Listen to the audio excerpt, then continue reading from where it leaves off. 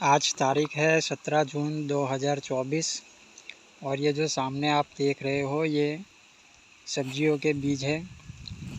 इस साल हमने कुछ नया करने का सोचा है, तो जो हमारा बीज है उसको हमने गोबर के अंदर रखकर उसके छोटे छोटे बॉल बना दिए हैं, यानी कि जो बीज का बॉल बोलते हैं उस पद्धति से हम इस साल सब्जी लगाने वाले हैं। ये जो यहाँ पे सब्जी के बीज है उसके अंदर है अरहर है, फिर धान का बीज है, भिंडी का बीज है। तो अलग अलग प्रकार के जो देसी बीज है वो सभी बीजों को हमने गोबर के अंदर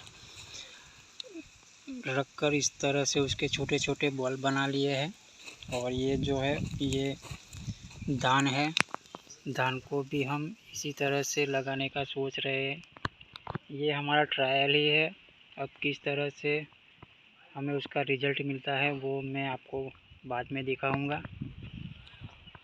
तो कुछ ये हमारे देसी बीज है। जय जवान जय किसान।